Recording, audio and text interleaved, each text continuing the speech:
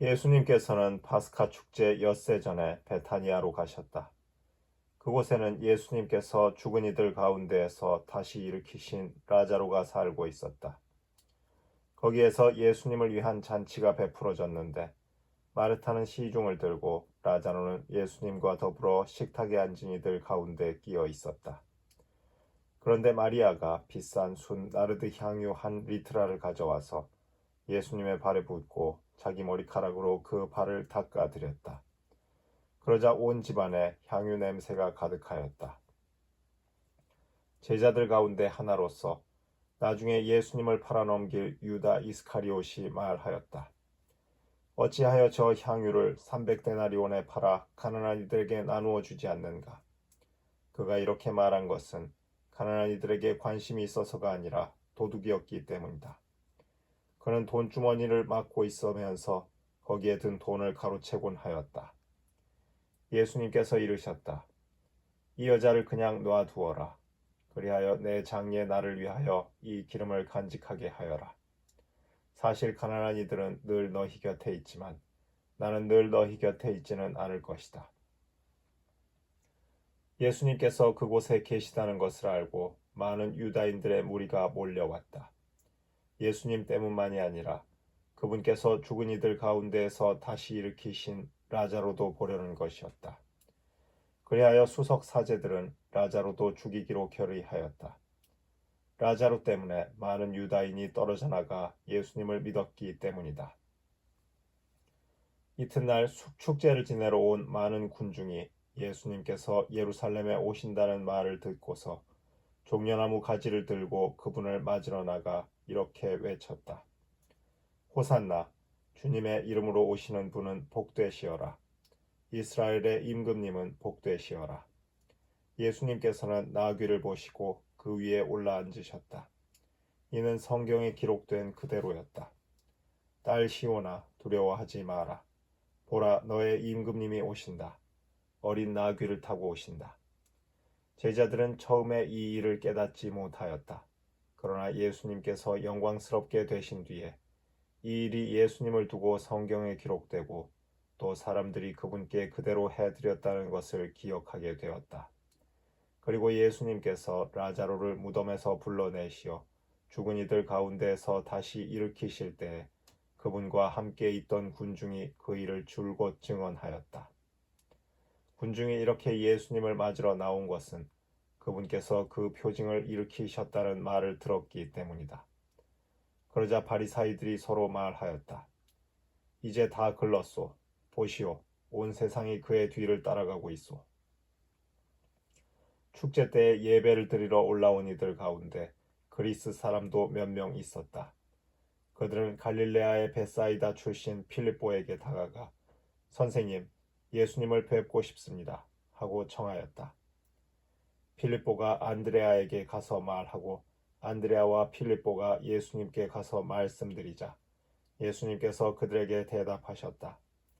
사람의 아들이 영광스럽게 될 때가 왔다. 내가 진실로 진실로 너희에게 말한다. 밀알 하나가 땅에 떨어져 죽지 않으면 한 알 그대로 남고 죽으면 많은 열매를 맺는다.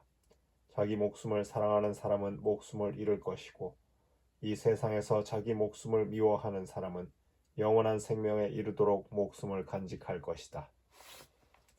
누구든지 나를 섬기려면 나를 따라야 한다.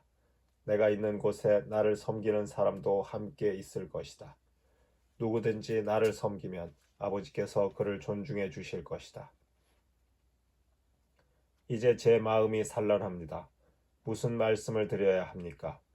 아버지, 이 때를 벗어나게 해 주십시오. 하고 말할까요? 그러나 저는 바로 이 때를 위하여 온 것입니다. 아버지, 아버지의 이름을 영광스럽게 하십시오. 그러자 하늘에서 나는 이미 그것을 영광스럽게 하였고 또다시 영광스럽게 하겠다. 는 소리가 들려왔다. 그곳에 서 있다가 이 소리를 들은 군중은 천둥이 울렸다고 하였다. 그러나 천사가 저분에게 말하였다 하는 이들도 있었다. 예수님께서 이르셨다. 그 소리는 내가 아니라 너희를 위하여 내린 것이다. 이제 이 세상은 심판을 받는다. 이제 이 세상의 우두머리가 밖으로 쫓겨날 것이다. 나는 땅에서 들어 올려지면 모든 사람을 나에게 이끌어 드릴 것이다. 예수님께서는 이 말씀으로 당신께서 어떻게 죽임을 당하실 것인지 가리키신 것이다. 그때 군중이 예수님께 말하였다. 우리는 율법에서 메시아는 영원히 사실 것이라고 들었는데 어떻게 선생님은 사람의 아들이 들어 올려져야 한다고 말씀하십니까? 그 사람의 아들이 누구입니까? 그러자 예수님께서 그들에게 이르셨다. 빛이 너희 가운데에 있는 것도 잠시뿐이다. 빛이 너희 곁에 있는 동안에 걸어가거라. 그래서 어둠이 너희를 덮치지 못하게 하여라. 어둠 속을 걸어가는 사람은 자기가 어디로 가는지 모른다.